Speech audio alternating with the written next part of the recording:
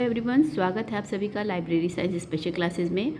और आज की जैसे कि आप लोग जानते हैं कि ये मैंने सीरीज़ स्टार्ट की है और ये सीरीज़ 3 है और इस सीरीज़ में चैप्टर नंबर 2 हम पढ़ेंगे लाइब्रेरी एंड इंफॉर्मेशन मैनेजमेंट। तो चलिए स्टार्ट करते हैं। आज का पहला क्वेश्चन है कि अधिकतम व्यक्तियों को न्यूनतम व्यय पर सर्वोत्तम अध्ययन सामग्री प्रदान करना ग्रंथ चयन का प्रमुख लक्ष्य है, यानी कि best books for the largest number at the least cost. ये कथन किसका है?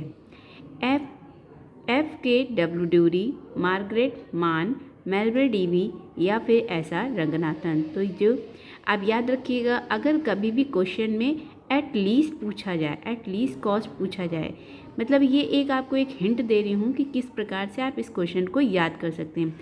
अगर किसी भी क्वेश्चन में ऐसे करके पूछा जाए कि बुक सिलेक्शन के बारे में एट लीस्ट कॉस्ट करके पूछा जाए तो इसका आंसर होगा हमेशा मेलविल डीवी। नेक्स्ट क्वेश्चन है, उपयुक्त समय पर उपयुक्त पाठक को उपयुक्त ग्रंथ प्रदान करना तथा ग्रंथ चयन का उद्देश्य है, यानी कि right books to the right readers at the right time. जब राइट की बात हो, यानी कि सही समय पर सही रीडर को सही पुस्तक प्रदान करना, तो इसका जो राइट आंसर है वो है ड्यूरी, F.K.W. ड्यूरी। इनका मानना है कि सही समय पर उपयुक्त पाठक को उपयुक्त यानी कि राइट ग्रंथ प्रदान करना। क्वेश्चन नंबर 3 है, लिविंग विथ बुक्स नामक ग्रंथ का संबंध किससे है? इसका संबंध ग्रंथालय वर्गीकरण से है, यानी कि library classification, library cataloguing, library administration या फिर लाइब्रेरी बुक सेलेक्शंस। तो इसका जो लिविंग विद बुक्स की बात कर रहे हैं, इसका संबंध जो है लाइब्रेरी बुक सेलेक्शन से है। इसका जो राइट आंसर है वो है ग्रंथालय ग्रंथ चयन से। नेक्स्ट क्वेश्चन, इनमें से कौन सी विचारधारा प्रबंध में मानव व्यवहार यानी कि ह्यूमन बिहेवियर मैनेजमेंट से संबंध रखती है? Classical school, decision making school, human relation school या फिर सोशल सिस्टम। तो जब बात हो रही है ह्यूमन बिहेवियर मैनेजमेंट की, तो इसका जो राइट आंसर होगा human relation school. Next question है कि प्रबंध के शास्त्रीय सिद्धांत यानी कि क्लासिकल थ्योरी ऑफ मैनेजमेंट के प्रवर्तक का नाम बताइए? Henri Fayol, F.W. Taylor, Luther Gulick या फिर S.R. रंगनाथन। तो क्लासिकल थ्योरी ऑफ मैनेजमेंट के इसका जो राइट आंसर है वो है F.W. Taylor. Classical theory of management, इसका जो राइट आंसर है F.W. टेलर। नेक्स्ट क्वेश्चन है कि हेनरी फ्योल निम्नलिखित में से किससे संबंधित है? तो हेनरी फ्योल किससे संबंधित हैं? डिसीजन मेकिंग स्कूल से, classical school, human relation school या फिर इनमें से कोई नहीं। तो इसका जो राइट आंसर है हेनरी फ्योल क्लासिकल स्कूल से रिलेटेड हैं। नेक्स्ट क्वेश्चन है कि साइंटिफिक मैनेजमेंट स्कूल के जनक कौन थे? तो अगर बात हो कि साइंटिफिक मैनेजमेंट स्कूल, तो याद रखिएगा, तो साइंटिफिक यानी कि F.W. टेलर, इसके साइंटिफिक मैनेजमेंट स्कूल के जो जनक थे, जो फादर हैं थे, वो कौन थे? F.W. टेलर। नेक्स्ट क्वेश्चन है, पोस्ट कॉर्ड परिसूत्र यानी जो फॉर्मूला है उसको किसने प्रदान किया था, किसने दिया था? R.L. Mittal, S.R. Ranganathan, Henry Fayol या फिर लूथर गोलिक। तो इसका जो राइट आंसर है लूथर गोलिक। नेक्स्ट क्वेश्चन है, functional elements of scientific management को क्या कहते हैं? Functional elements of scientific management को पोस्ट कॉर्ड कहते हैं। ये इसका राइट आंसर है। नेक्स्ट क्वेश्चन है, फ्योल ने प्रबंध के कितने सिद्धांत बताए हैं? 12, 14, 15 या फिर 16? तो 14 फ्योल ने मैनेजमेंट के कितने प्रिंसिपल्स बताए हैं? 14 प्रिंसिपल्स बताए हैं। नेक्स्ट क्वेश्चन है कि MBO का फुल फॉर्म क्या है? MBO का फुल फॉर्म है management by objective.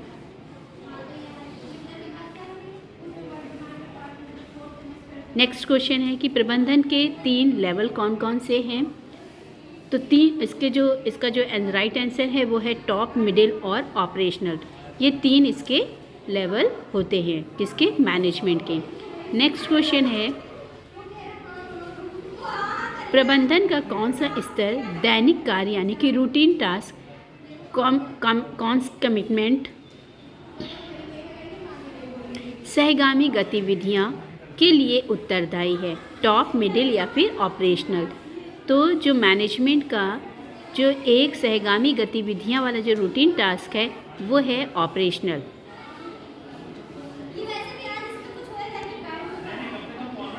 Next question है कि execution of activities, supervision and monitoring के लिए उत्तरदायी कौन है?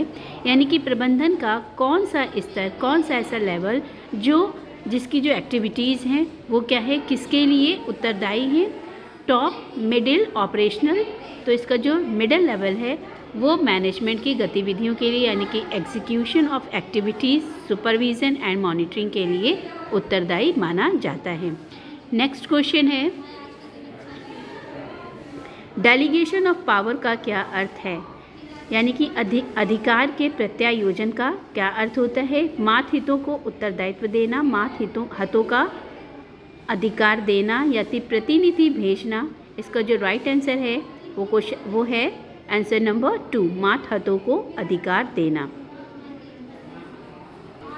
नेक्स्ट क्वेश्चन है कि स्केलर चेन क्या प्रदर्शित करती है? अथॉरिटी स्ट्रक्चर, स्केल ऑफ पे of staff, conveyor, chain for books या फिर लिकर्ड स्केल?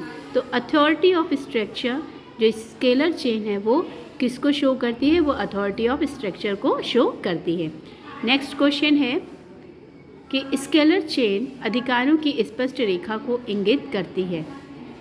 ऊपर से नीचे यानी कि top to bottom, bottom to top, left to right या फिर राइट टू लेफ़्ट? तो इसका जो राइट आंसर है ये स्केलर चेन हमेशा टॉप टू बॉटम के जो अधिकार होते हैं उनको स्पष्ट करती है। Next question, span of control का किससे संबंध है? किससे है? अधीनस्थ व्यक्तियों को सुपरवाइज करने की संख्या। स्पैन ऑफ कंट्रोल जो क्या करता है? ये जो भी अधीनस्थ एग्जीक्यूटिव जो एम्प्लॉयज़ होते हैं उनको सुपरवाइज़ करने की जो भी संख्या है उनको सुपरवाइज़ करने का कार्य करता है। नेक्स्ट क्वेश्चन है कि लाइब्रेरी अथॉरिटी कौन है? एक लाइब्रेरियन, प्रशासक, ग्रंथालय के सदस्य या फिर प्रशासन की फाइल? तो इसके जो लाइब्रेरी अथॉरिटी के जो सदस्य हैं, लाइब्रेरी अथॉरिटी कौन है? ग्रंथालय के सदस्य।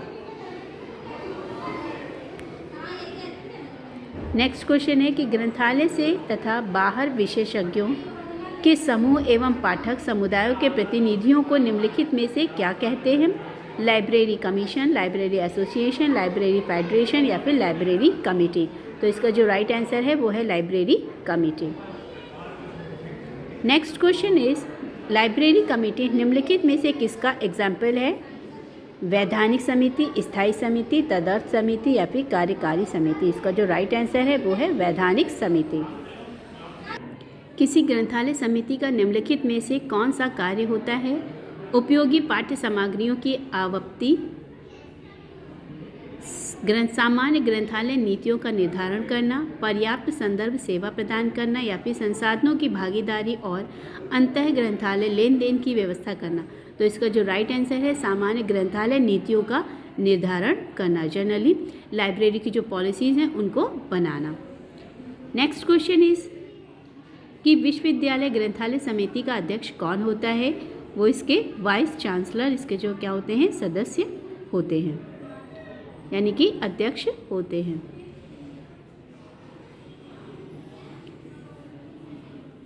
नेक्स्ट क्वेश्चन है कि सामान्यतः विश्वविद्यालय ग्रंथालय समिति का सदस्य सचिव यानी कि मेंबर सेक्रेटरी कौन होता है? Vice chancellor, senior most professor, librarian या फिर रजिस्ट्रार? तो इसका जो राइट आंसर है वो है librarian. Next question, book selection committee निम्नलिखित में से किसका उदाहरण है? वैधानिक समिति, तदर्थ समिति, स्थायी समिति या फिर उपयुक्त में से कोई नहीं? तो इसका जो राइट आंसर है वो है स्थायी समिति। नेक्स्ट क्वेश्चन है कि डूरीज प्रिंसिपल निम्नलिखित में से किससे संबंधित है? क्लासिफिकेशन, कैटलॉगिंग, एडमिनिस्ट्रेशन या फिर बुक सेलेक्शन। तो ड्यूरी प्रिंसिपल जो है किससे संबंधित है, वो बुक सेलेक्शन से संबंधित है। नेक्स्ट क्वेश्चन है कि demand theory of book selection के प्रवर्तक का नाम बताइए। कौन है? S R. Ranganathan, Melvil Dewey, F.K.W. Drury या फिर L.R. मेलकॉल्विन। तो L.R. मेलकॉल्विन इसका राइट आंसर है। नेक्स्ट क्वेश्चन है कि निम्नलिखित में से कौन से ग्रंथ चयन उपकरण की अंतर्राष्ट्रीय व्याप्ति हैं? INB, BNB, book in prints या फिर क्यूमुलेटिव बुक इंडेक्स। तो इसका जो राइट आंसर है वो है क्यूमुलेटिव बुक इंडेक्स। ग्रंथालय का बजट किस वर्ष के लिए तैयार किया जाता है? पिछले वर्ष हेतु, चालू वर्ष हेतु या फिर आगामी वर्ष हेतु या फिर उनमें से कोई नहीं। तो इसका जो राइट आंसर है वो आगामी वर्ष हेतु। नेक्स्ट क्वेश्चन है कि जीरो बेस्ड बजटिंग का क्या अर्थ होता है? Budgeting without funds, budgeting afresh, performance budget या फिर उपयुक्त में से कोई नहीं। तो इसका जो राइट आंसर है बजटिंग अफ्रेश। बजटिंग की पद्धति जिसका संबंध जो कुछ घट चुका है से नहीं किंतु ये भविष्य की आवश्यकताओं से अधिक जुड़ी हुई है, इसे किस रूप में जाना जाता है? Zero based budget. इसका जो राइट आंसर है zero based budget. Next question है कि ज़ीरो बेस्ड बजटिंग का क्या अर्थ होता है? आमदनी तथा खर्च के बीच अंतर ज़ीरो हो, ये इसका राइट आंसर है। नेक्स्ट क्वेश्चन है कि भारतीय ग्रंथालयों में दो प्रकार की लेखा परीक्षा पद्धतियाँ प्रचलन में है, वे कौन कौन सी हैं? Pre and post. Next question is PPBS निम्नलिखित में से क्या है? बजट बनाने की तकनीक है, कार्य मापन की तकनीक है, नियोजन की तकनीक है या फिर निर्णयन की तकनीक है। तो इसका जो राइट आंसर है ये है बजटिंग टेक्निक।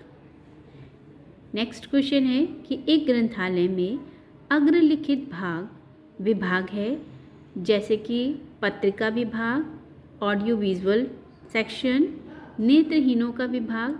ये विभागीकरण किस आधार पर किया गया है? कस्टमर के, प्रोडक्ट एवं मटेरियल, फंक्शन या फिर उपयुक्त में से कोई नहीं। तो इसका जो राइट आंसर है प्रोडक्ट एंड मटेरियल के बेसिस पे इनका डिवीज़न किया गया है। नेक्स्ट क्वेश्चन है कि पत्रिकाओं के आदेशन की दो विधियां कौन सी हैं?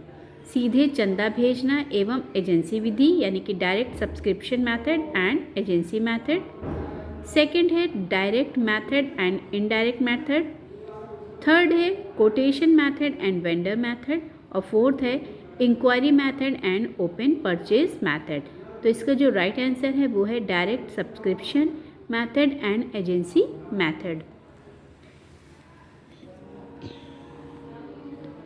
नेक्स्ट क्वेश्चन है कि मेंटेनेंस सेक्शन को ऑफ ए लाइब्रेरी किस कार्य हेतु उत्तरदायी होता है? Collection, development, circulation of documents, classification and cataloguing of documents या फिर storage and orderly arrangement of documents. तो इसका जो राइट आंसर है 4 number, storage and orderly arrangement of documents.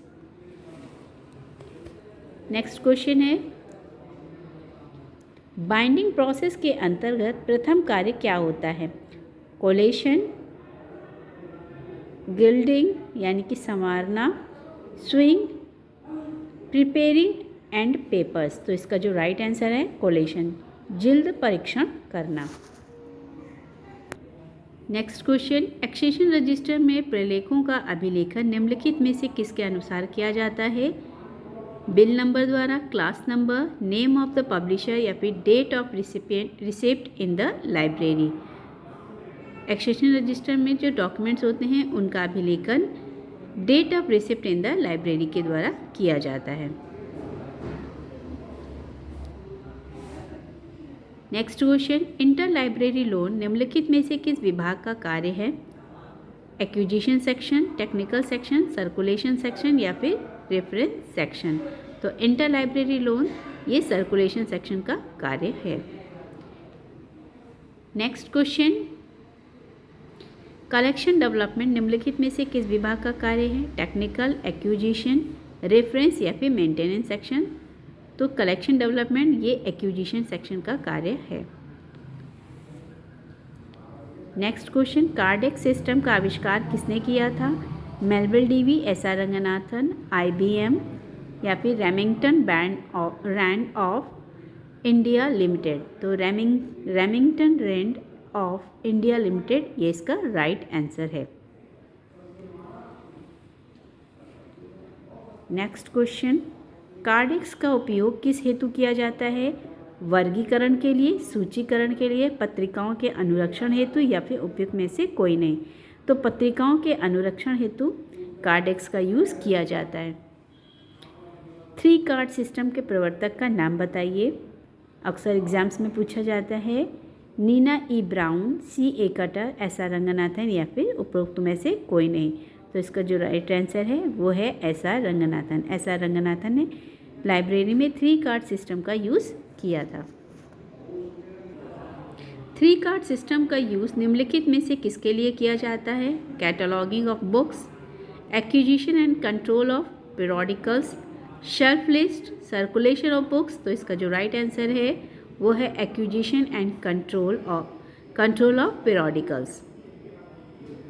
Question number 46, check card निम्नलिखित में से किस पद्धति के अंतर्गत बनाया जाता है या बनाया गया था?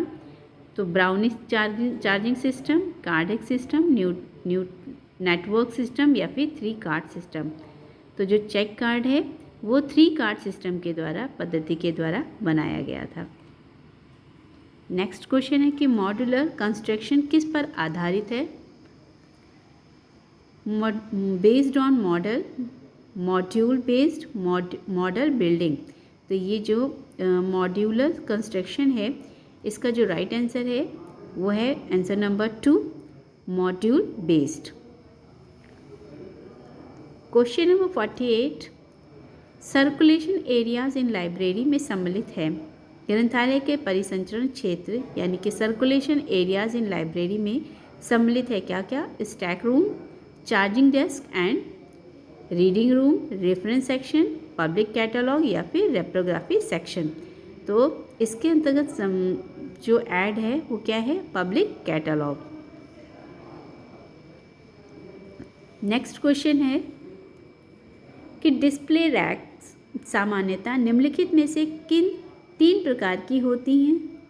सिंगल साइड, डबल साइड या फिर revolving, pigeon whole type, step type and inclined, wooden, steel and cemented या फिर उपरोक्त में से कोई नहीं। तो इसका जो राइट आंसर है आंसर नंबर 2। ये इस सीरीज़ का लास्ट क्वेश्चन है। यदि एक ग्रंथालय में 10,000 ग्रंथों की सेवा प्रदान करना चाहता है, यदि एक ग्रंथालय 10,000 ग्रंथों की सेवा प्रदान करना चाहता है तो उसके लिए कितने कैटलॉग ट्रे की योजना बनानी चाहिए? 10, 40, 80 या फिर 100। तो इसका जो राइट आंसर है वो है 10। वीडियो आपको कैसा लगा है ये ज़रूर से ज़रूर बताएं। आपके कमेंट्स के द्वारा मुझे और वीडियो बनाने के लिए मोटिवेशन मिलता है। तो प्लीज़ वीडियो अगर आपको अच्छा लगा हो तो वीडियो को लाइक, शेयर और सब्सक्राइब ज़रूर से ज़रूर करें। Thank you.